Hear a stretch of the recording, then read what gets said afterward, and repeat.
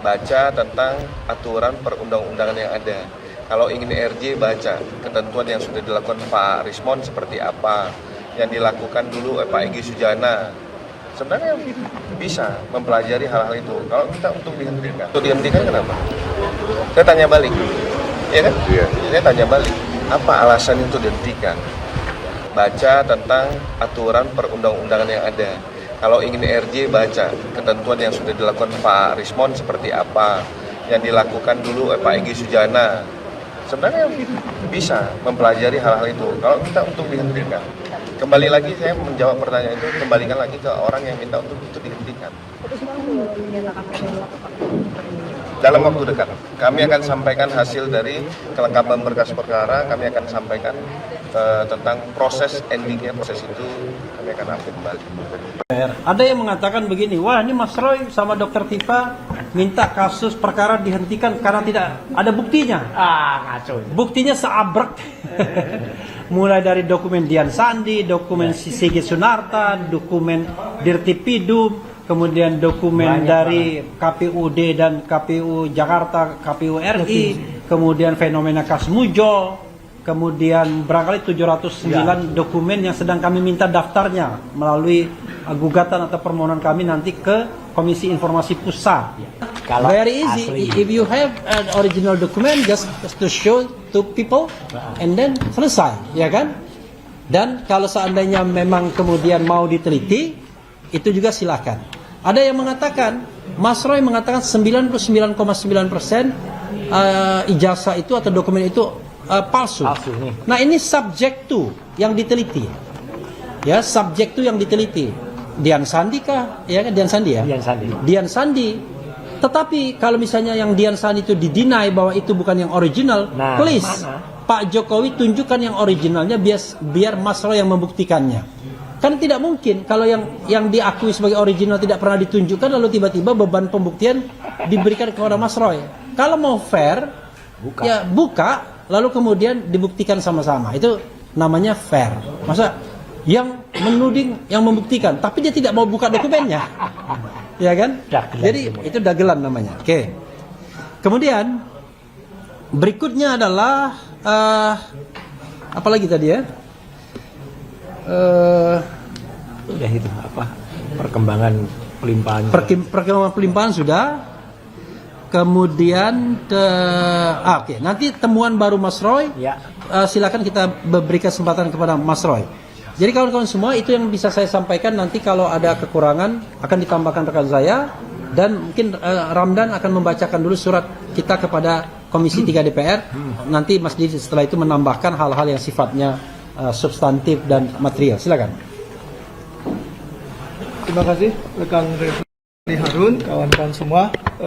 Ini kita sudah sampaikan surat kepada Komisi 3 DPR RI dan ini sebenarnya ada surat yang kesekian. Artinya kami sudah melakukan bersurat, tetapi atas nama institusi yang sebelumnya, misalnya Bala RRT, tapi sekarang hanya Troya ya, Troy Tifa Roy Advocates. Surat sudah diterima tanggal 29 April 2026. Di sini ada Nina yang menerima, tapi saya akan bacakan surat ini pada kawan-kawan semua. Pada yang terhormat Bapak Habibur Rahman SHMH, Ketua Komisi 3 DPR RI di Jakarta, perihal permohonan rapat dengar pendapat umum RDPU dengan Komisi 3 DPR RI. Dengan hormat, kami sampaikan salam dan semoga Bapak Habibur Rahman selalu dalam lindungan Allah Subhanahu wa taala dalam menjalankan tugas konstitusional. Sehubungan dengan pelanggaran hukum yang dilakukan penyidik Polda Metro Jaya dalam melakukan penyidikan atas laporan polisi Joko Widodo pada tanggal 30 April 2025 dalam dugaan tindak pidana pencemaran nama baik atau fitnah yang saat ini sudah ada dalam tahap pra penuntutan. Dengan ini kami menyampaikan permohonan audiensi dengan Komisi 3 DPR RI untuk menyampaikan aspirasi kami sebagai warga negara yang menjadi korban pelanggaran hukum. Kami mengharapkan peran Komisi 3 DPR RI untuk menjalankan fungsi pengawasan atas proses penegakan hukum yang melanggar 1. Undang-Undang Nomor 1 Tahun 2023 tentang Kitab Undang-Undang Hukum Pidana KUHP yang baru, Undang-Undang Nomor 20 Tahun 2025 tentang Kitab Undang-Undang Hukum Acara Pidana, Kemudian Undang-Undang Nomor 11 Tahun 2008 tentang Informasi dan Transaksi Elektronik sebagaimana telah diubah dengan Undang-Undang Nomor 1 Tahun 2024 dan Undang-Undang 31 Tahun 2014 tentang perlindungan saksi dan korban oleh penyidik Polda Metro Jaya. Besar harapan kami semoga permohonan audiensi ini dapat diterima untuk diagendakan dalam rapat dengar pendapat umum DPR RI terkait kasus hukum yang kami hadapi. Karena yang kami dapatkan informasinya, masa persidangan akan dimulai kembali pada tanggal 12 Mei 2026. Sehingga kami berharap di masa-masa persidangan awal kami sudah diterima karena ini terkait dengan soal kepastian hukum. Berikutnya, demikian surat ini dibuat untuk menjadi pertimbangan Bapak untuk menerima kami. Atas perhatiannya diucapkan terima kasih. Hormat kami KRMT Suryo Noto Diprojo ditandatangani dan kemudian Dr. Tifawizia Tiasuma ditandatangani.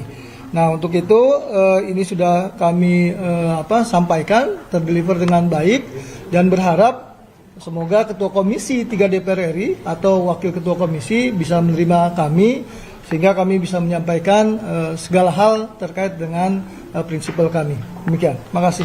Oke, ya, tadi surat kepada DPR. Ada yang mengatakan begini, wah ini Mas Roy sama Dr. Tifa minta kasus perkara dihentikan karena tidak ada buktinya. Ngaco. Buktinya seabrek. Mulai dari dokumen Dian Sandi, dokumen Sigit Sunarta, dokumen Dirtipidum, kemudian dokumen dari KPUD dan KPU Jakarta, KPU RI, kemudian fenomena Kasmujo, kemudian barangkali 709 dokumen yang sedang kami minta daftarnya melalui gugatan atau permohonan kami nanti ke Komisi Informasi Pusat. Jadi kalau dibilang tidak ada buktinya, banyak sekali buktinya. Bahkan waktu Dirtipidum mengadakan press conference baru ketahuan ternyata Joko Widodo itu cuma tamat sarjana muda. Tapi apakah Joko Widodo itu sama dengan Jokowi Presiden? Nah, ini juga persoalannya. Apakah foto yang di ijazah itu adalah foto Jokowi? Itu juga persoalannya. Mas Roy mengatakan ini bukan foto Jokowi, ya, tapi foto Joko Widodo mungkin. Iya. Tapi Joko Widodo yang Bukan Jokowi. bukan Jokowi. Itu salah satunya ya. Jadi wartawan media tidak perlu bingung mengikuti ini karena ini memang sederhana pembuktian ijazah asli atau tidak. Tetapi yang menjadi masalah adalah siapakah orang-orang di foto-foto itu. Yang difoto pakai toga di depan seolah-olah gedung pusat UGM ya, dengan si Hidayati. Dengan Hidayati, foto yang ada di ijazah yang gondrong belah tengah kacamata, Ya. lalu foto yang presiden. Jadi Dr. Tifa yang jelas dengan matematika Bayesiannya mengatakan antara foto di ijazah dan foto Jokowi muda itu 92,37% berbeda. Karena kalau foto Jokowi muda itu rambutnya belah pinggir, agak tipis, kemudian dahinya agak lebar kelihatan, ya. Berbeda pokoknya dengan yang gondrong belah tengah kacamata berkumis. Itu prototipe yang tidak bisa diubah. Lalu kenapa fotonya nggak diubah saja? Foto masa lalu itu terlanjur mungkin. Makanya kemudian waktu itu KPU berusaha menutupinya, ya, terlanjur. Tapi sekali lagi ini adalah dugaan-dugaan ya, dan kami melakukan ini dalam rangka pembelaan terhadap klien kami. Jangan sampai kemudian, wah ini fitnah lagi. Lama-lama semua advokat dilaporkan dalam membela kliennya. Oke, silakan Mas Didit menyampaikan hal-hal yang perlu disampaikan terkait dengan materi pelanggaran HAM dan materi pelanggaran undang-undang yang membuat kasus ini tidak layak lagi ditindaklanjuti, dan mungkin ada cara lain untuk membuktikan apakah ijazah itu asli atau palsu. Silakan Mas Didit. Ya, silakan. Ya. Baik, terima kasih Bang Refli. Jadi saya perlu menggarisbawahi dulu nih. Satu hal, kita ada hal baru nih sebenarnya yang saya dulu belum mau buka ketika saya diperiksa sebagai ahli di Polda Metro Jaya oleh penyidik. Mereka bertanya, Pak, kalau Bapak bilang yang Undang-Undang ITE ini tidak eligible, jadi 310 dan 311 itu bisa dong, bisa diteruskan kalau dua pasal itu. Sebenarnya saya bilang nanti dulu, saya bilang kita tidak bahas itu, saya bilang ini dulu deh beresin, saya bilang beberapa undang-undang. Tapi saya perlu tegaskan juga hari ini, mungkin ini juga yang akan menjadi salah satu materi sejalan dengan adanya putusan dari KIP bahwa dokumen yang menjadi perdebatan ini ya, dokumen ijazah itu dinyatakan sebagai ijazah publik, dokumen publik. Artinya apa? Artinya ini Mas Roy sama Dr. Tifa melakukan tindakan-tindakan ini untuk kepentingan publik. Jadi seharusnya juga tidak bisa dibilang mencemarkan nama baik. Ya. Karena apalagi Mas Roy, dia menyatakan 99,9. Terdapat ruang sisa 0,01. Itu berbeda dengan 100%. Ya. Apalagi 11.000 triliun. Nah, itu udah over, ya kan? Jadi, tetap saja sebagai peneliti yang profesional, Mas Roy sudah menyatakan dan memperlihatkan keprofesionalannya. Itu saya nyatakan itu dalam keterangan saya sebagai ahli di Polda. Jadi tidak bisa disamakan 100%. Itu keyakinan hasil penelitian. Dr. Tifa juga bilang 92, sekian% menganalisa wajahnya berbeda. Kan dia tidak bilang 100%. Kalau bilang 100% baru fitnah. Itu. Dan sedangkan pencemaran nama baik itu karena ini dokumen publik seharusnya tidak bisa dikenakan. Nah, ini seharusnya menjadi satu sudut pandang yang membuka cakrawala ya pemahaman hukum. Janganlah orang dikit-dikit terus dikriminalisasi. Ya kalau memang salah silahkan. Tapi kalau enggak jangan terus dipaksa-paksakan, ya kan? Nah, di mana juga kita akan menggarisbawahi pula bahwa surat tanggal 30 Maret yang dibuat oleh Polda ke Kejaksaan Tinggi itu dicantumkan perubahan pasal yang berlaku adalah pasal 310 KUHP. Seharusnya penyidik menyadari 310 KUHP itu sudah dicabut. Ya, karena berdasarkan Undang-Undang Nomor 1 Tahun 2023 tentang KUHP baru yang berlaku bulan Januari 2026. Nah, tapi kan ada yang namanya azas lex spepareo yang sekarang diatur di pasal 3 ayat 1. Jika ada satu pasal yang berlaku baru, maka pasal yang baru berlaku kecuali yang lama menguntungkan si tersangka atau terdakwa. Ya, tapi maksudnya di sini bukan pasal yang berlaku, tapi ancamannya. Gitu. Ini kan jadi ambigu. Ya. Nah, kalau tadi Bang Refli saya lengkapi mengenai pasal 28 ayat 2, saya tegas bilang Undang-Undang ITE yang baru punya anak haram.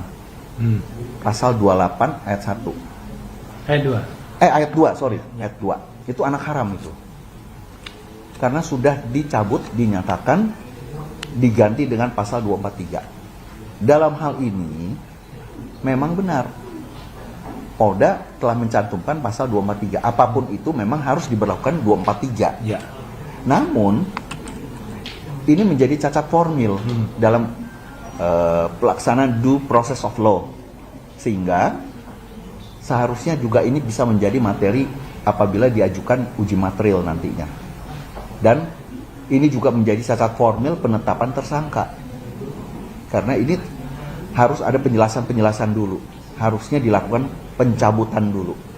Nah, ini merupakan materi yang mungkin bisa nanti dalam jawab-penjawab dan pembuktian di CLS, Citizen Lawsuit yang diajukan di Pengadilan Negeri Jakarta Selatan. Karena pasal yang diselundupkan ini ternyata punya anak kembar yang anak kembar, dan itu adalah anak haram gitu. Kembar sekaligus haram gitu oleh undang-undang. Nah, ini satu materi baru gitu. Nah, itu mungkin yang saya bisa lengkapi, termasuk adanya pelanggaran HAM yang sejalan dengan kita tahu due process of law, tidak bolehlah ya kan dilakukan secara tidak bertanggung jawab, tidak memiliki akuntabilitas, kemudian juga tidak objektif, ya kan, dan menghalalkan, wah ini biasanya begitu, itu tidak boleh. Ya, tidak berarti itu benar yang biasa dilakukan. Ya, kita harus kembalikan. Seperti yang waktu kemarin, kalau yang saya dengar dari teman-teman ada yang membuat laporan, ya kan, LP di Polda Metro, kemudian ditolak. Katanya ini kami sudah profesional. Undang-undang ITE harusnya di cyber. Undang-undang PIDUM harus di PIDUM. Nah, itu yang benar gitu loh. Jangan digabung-gabung. Kalau memang mau profesional, lakukanlah. Disinilah terdapat standar ganda yang menunjukkan bahwa kita tidak diperlakukan sama di muka hukum di sana. Ya, demikian itu saya. Oke. Cukup. Terima kasih. Sebelum Mas Roy saya Silakan. saya tegaskan kembali ya mengenai penghentian perkara ini, bukan berarti Mas Roy menyerah. Enggak. Bukan berarti Mas Roy mau minta RJ sama Dr. Tifa. Bukan berarti Mas Roy sama Dr. Tifa tidak punya bukti seperti dikatakan yang dapat RJ ya kan. Tetapi ini semata-mata karena kami advokat ini mau menegakkan hukum. Hukum yang salah tentu tidak boleh ditegakkan. Nah karena itu kami kemudian justru mendorong pihak-pihak manapun untuk tetap mempermasalahkan, memperkarakan soal ijazah yang diduga palsu ini sampai kemudian nanti sistem integritas nasional kita pulih dan orang percaya bahwa ijazah itu asli atau palsu. Bahkan tidak itu saja, kita juga mendorong untuk misalnya menyelidiki latar belakang siapa itu sesungguhnya Presiden Jokowi itu. Betul. Apakah Joko Widodo dan Jokowi itu sama atau tidak sebagaimana yang saya katakan tadi. Nah, Mas Roy, ada yang dengan mesra menyebut Panggilnya begitu ya. Mas Roy, silakan menyampaikan sesuatu, Mas Roy. Yang memanggil begitu itu yang kalau dalam kodenya judulnya Haj Adam Sanggir. Ya. Assalamualaikum warahmatullahi wabarakatuh. Waalaikumsalam. Ya, pertama-tama saya ucapkan terima kasih atas tadi ada beberapa penegasan dari kuasa hukum saya ya, yang hari ini kita melakukan lagi beberapa penebalan atau beberapa penegasan tentang peristiwa yang sekarang terjadi. Jadi yang paling penting adalah satu ya, bahwa dengan adanya beberapa upaya untuk kreatif ya, sekali lagi ini upaya kreatif dari kami ya, karena manusia itu diberikan akal dan pikiran oleh Tuhan yang Maha Kuasa, oleh Allah Subhanahu wa taala itu berpikir. Tidak hanya kemudian satu saja yang dipikir, oh ini RJ atau kemudian kita berpikir untuk kemudian praper. Gak hanya itu. Jalan itu masih banyak. Makanya banyak yang kaget dan banyak yang kemudian tergagap dan banyak kemudian seperti apa ya, senewen gitu ya. Setelah melihat langkah kami untuk mendatangi Kajati, DKI Jakarta, Kejaksaan Tinggi ya, kemudian bahkan diterima di kantor Kejagung ya kemarin ya, dan makanya semuanya berkata, wah apalagi yang dikatakan. Kemudian kami bersurat lagi ke DPR, dikatakan sudah putus asa dan lain sebagainya. Sama sekali tidak. Itu justru adalah kewajiban dari kita sebagai umat manusia untuk melakukan segala cara, segala upaya untuk melakukan. Bahkan ya permintaan ya, bukan lagi permohonan tapi sebenarnya penegasan permintaan untuk kasus ini di stop itu adalah karena ini sebenarnya adalah hal yang harus dilakukan oleh hukum di Indonesia. Kalau memang fair dan kalau jujur sudah lewat dari 14 hari, bahkan lewatnya lebih 70 hari, jadi total 84 hari dari aturan yang ada di KUHP, ini seharusnya sudah berhenti ya, dan sudah dihentikan dan bahkan dinyatakan kasus ini tidak layak dilanjutkan lagi. Jadi ini yang namanya demi hukum. Karena kan ada sekitar 10 syarat untuk penghentian perkara itu. Salah satunya yaitu Mang RJ. Salah duanya dan salah tiganya, salah 4 dan lain sebagainya adalah karena waktunya ada lewat, sudah daluarsa. Itulah penegasannya pada hari ini. Yang kedua adalah saya menegaskan kembali apa yang tadi disampaikan Pak Dr. Didit ya, dokter asli ini ya, gitu ya, yang minggu yang lalu, Persenen yang lalu ya, kita sama-sama menyaksikan ya sidang senat terbuka yang dilakukan oleh beliau. Jadi ini bukan dokter Asiolan Sianipar gitu ya, ternyata palsu gitu ya. Nah itu 99,9% itu adalah bahasa sopan, bahasa hukumnya untuk kemudian kita menegaskan satu dokumen yang dinyatakan palsu. Karena manusia itu tidak sempurna. Dan ini tidak mesti harus ada di buku Jokowi White Paper. Kan dikatakan mana hitungannya yang 99,9% nggak ada loh. Itu jauh lebih sopan daripada mengatakan 11.000 triliun persen. Dan ternyata diralat dengan sangat-sangat tidak masuk akal. Ya. Setelah dirotasi, ditranslasi otaknya itu kemudian dibelokkan sama sekali berkata asli. Gimana bisa 11.000 triliun persen palsu atau menjadi asli? Kami tetap menggunakan, saya khususnya tetap menggunakan 99,9%. Kalau Dr. Tifa menggunakan Mathematica Gaussian untuk menyatakan 93, sekian persen, ya itu kami memang saling memegang prinsip inilah yang namanya penelitian yang ilmiah, ya. Jadi itulah angka 99,9% itu asalnya dari mana. Jadi itu memang bahasa sopan untuk istilah hukum yang ada, ya. Jadi itu clear di situ. Nah, kemudian yang ketiga ingin saya sampaikan. Sekali lagi ingin saya sampaikan bahwa apa yang barusan juga kita press conference kan di sini minggu lalu adalah tetap tidak ada yang berubah. Kalau dikatakan itu berubah-ubah, katanya tadinya tidak ada yang namanya Gajah Adam. Kok kemudian itu dikatakan ada gimana? Tidak ada yang berubah sedikit pun. Dalam materi yang dipaparkan oleh Resmond Hasiolan Sianipar, ya, yang mengaku doktor ini di tayangan salah satu TV. Dia kemudian menunjukkan sebuah hitungan atau function. Inilah yang kemudian digugat atau dipertanyakan oleh peneliti muda kita yang bernama Topi Merah. Yang kemudian ini ditampilkan. Dan apakah Topi Merah salah menganalisis ini? Tidak sama sekali. Pada menit ke-49 ya, itu bahkan si Resmond itu mengatakan silahkan ini diuji. Silakan ini dilakukan proses perhitungan. Dan ternyata setelah diuji dan dilakukan proses perhitungan function seperti apa yang dia tuliskan, munculnya tidak seperti ini. Jadi dokumen kalau itu resmi dari Dian Sandi, kalau aslinya Dian Sandi, dilakukan proses ilmiah seperti ini, hasilnya tidak akan mungkin tulisan watermarknya muncul. Jadi tulisan watermarknya muncul karena sudah ada editing yang dilakukan, sudah ada rekayasa yang dilakukan. Itulah intinya dari Topi Merah. Jadi editingnya itu bukan hanya pada tulisan Gajah ada, bukan. Tetapi untuk memunculkan semua ini, diedit lagi. Ibaratnya, bahasa gampangnya ditebalkan lagi. Jadi dokumen ini ditambahkan sesuatu, watermark itu, kemudian baru ditampakkan lagi. Sehingga muncul tulisan, dan itu jelas banget yang ada di sini. Nih. Semua ini tidak akan muncul. Sudah dipastikan tidak akan muncul kalau hanya pure dari dokumen Dian Sandi. Jadi dokumen Dian Sandi direkayasa dulu, diedit dulu, baru kemudian muncul salah satunya tulisan Gajah Adam.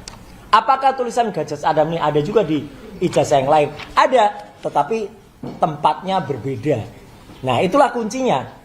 Karena tempatnya berbeda, maka kami juga mempertanyakan kepada pihak Universitas Gadjah Mada, mana aturan soal watermark security index ini?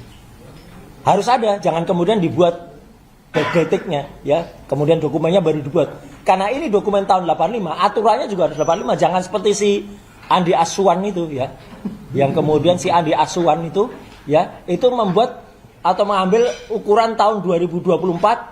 Aturan tahun 2020 untuk menjelaskan peristiwa tahun 1985 lah, itu namanya kalau istilah Pak Al-Katiri, ya, anaknya lahir lebih dulu dari ibunya, ya. Jadi ibunya belum lahir, anaknya sudah lahir. Jadi itu yang nggak bisa dilakukan.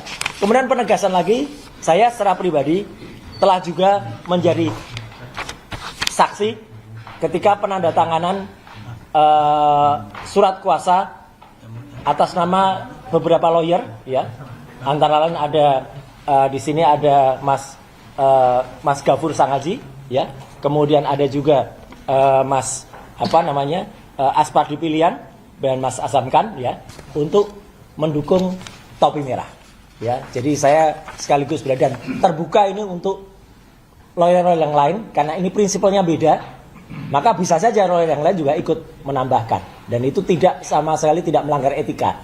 Yang melanggar etika itu yang lawyer tadinya di sini, kemudian tiba-tiba ada di sana, kemudian melawan yang ada di sini. Itu jelas pelanggaran etika. Itu kalau dia ngerti, itu jelas-jelas itu namanya pelanggaran etika. Ya. Yang keempat yang ingin saya sampaikan, beberapa mungkin teman-teman mempertanyakan, kok tiba-tiba saya sedikit ya mengulas soal ijazah, soal SMK. Kenapa? Bukan apa-apa, karena kebetulan minggu yang lalu saya diundang salah satu podcast dan saya cerita soal kebiasaan dan ngetonnya Jokowi. Dan di situ saya jelaskan dia melakukan tarian ritual ketika pada saat SMK. Makanya karena banyak sekali pertanyaan soal SMK, maka saya sampaikan lagi cerita panjang soal mobil SMK. Ya, kemana mobil SMK itu? Karena mobil SMK ini sebenarnya adalah cita-cita anak bangsa, dan ini proyek dari Kementerian Pendidikan dan Kebudayaan, bukan proyeknya Jokowi. Jokowi itu hanya menumpang isu mobil SMK dan menggunakan mobil SMK ini untuk pencitraan dirinya masuk ke Jakarta. Jadi itu jelas memang sifat dia, orang dengan kelahiran Rebo Pon itu memang kayak gitu itu. Sukanya tricky dan menumpang. Ya. Ini memang fakta. Neptunya 14. Orang dengan Neptu 14, Rebo Pon itu memang sifatnya kayak gitu itu. Ya, jadi dia menumpang isu SMK ini untuk pencitraan dirinya sendiri dan kemudian dia sampai ke Jakarta. Jadi ini mirip-mirip dengan apa yang sudah statementnya Pak Yusuf Kalla. Ya, jadi Pak Yusuf Kalla mengatakan itu yang membawa Jokowi ke Jakarta itu adalah saya gitu Pak Yusuf Kalla kan mengatakan sama, nggak ada SMK nggak ada Jokowi juga gitu loh yang sampai ke Jakarta. Dan bahkan dia selama ini selalu disebut ikut dalam perjalanan SMK dari Solo ke Jakarta. Bohong, nggak ada Jokowi ikut mobil SMK. Jokowi itu naik pesawat ke Jakarta. Yang nyopir mobil SMK itu saya dan Pak FX Rudi. Ya, dalam mobil. Dan banyak cerita ada di podcast Roy Suryo Official, dan terima kasih Aini juga sudah mengambil itu sebagai tayangan. Hersu Bonopoin juga ngambil itu ya. Kompas belum ya gitu. Nah, silakan diambil ya. Gitu silakan diambil itu sebagai tuan, panjang banget. Saya cerita soal mobil SMK ini sampai kepada kritikan masyarakat terhadap mobil SMK ya. Jadi itu kenapa saya ungkap lagi, karena itu memang nggak mungkin dilepaskan dari sifat Jokowi yang menggunakan mobil SMK ini sebagai pencitraan. Ada dipesan 6.000 unit dan lain sebagainya. Mana ada, itu nggak ada. Maka kalau itu disebut mobil goib ya memang jadinya memang goib ya mobil itu. Jadi itu yang saya sampaikan. Jadi sekali lagi hari ini press conference ini adalah untuk menegaskan upaya kami adalah untuk tetap melakukan segala hal untuk dalam kasus hukum ini ya. Kalau dalam cerita itu saya juga menjelaskan soal ada hobi pemeliharaan yang agak aneh yang dilakukan oleh Jokowi, termasuk memelihara kodok dan lain sebagainya. Ini ya itu ya tanyakan pada yang bersangkutan lah ya. Itu orang tuh yang yang dipelihara tuh biasanya pantas-pantasnya tuh ya kucing ya, kuda apa gitu, ini kodok arwana, gitu. Ikan arwana. Aneh, ikan arwana masih mending ya. Itu mungkin karena dia memelihara banyak cebong, jadi ya dulu makanya kodok yang dipelihara. Jadi memang parah ya. Gitu kayak. Jadi ini fakta aja saya bilang gitu, nggak ada yang saya tutup-tutupi karena itu memang faktanya demikian. Jadi sekali lagi ijazah tetap kita katakan 99,9% palsu. Mobil SMK adalah palsu. Saya bilang mobil SMK itu mobil dalam negeri. Ini loh, mobil aslinya Cina ini, Chang'an diubah jadi SMK Bima. Ini Fudai diubah jadi SMK Digdaya. Jadi ini memang sudah palsu dan goib. Maka kalau ada Mas Refli, kalau ada lucu-lucuan orang ada mobil kotak pakai kayu disebut SMK ya memang odong-odong kayak gini tuh sekarang ya udahlah gitu ya. Dulu apakah Indonesia pernah punya ide itu? Ada dulu namanya Morina, mobil rakyat Indonesia. Pak Harto aja sudah mewujudkan mobil nasional itu namanya Kijang. Kijang itu kerjasama Indonesia Jepang singkatannya ya. Datsun ada Sena. Pak Habibie, loh ya asli itu. Kijang. Pak Habibie itu dulu sudah ketika menjaman Ristek membuat mobil Maleo namanya. Ya. Tapi SMK itu adalah memang mobil China yang sekarang ya, pabriknya goib juga. Jadi sekali lagi kalau kemudian ada orang mengatakan wah itu kan apa yang dilakukan oleh Jokowi itu adalah sesuatu yang kemudian benar apa? Jadi kalau ada orang gambarkan Jokowi itu kayak orang kayak gini ya mungkin ya benar gitu ya gitu. Jadi dia menggambarkan sebagai seorang yang berijazah. Nah ini all ijazah all palsu ya, ijazah tetap palsu. Al ijazah al palsu. Sekian, terima kasih. Wassalamualaikum warahmatullahi wabarakatuh. Waalaikumsalam. Ya.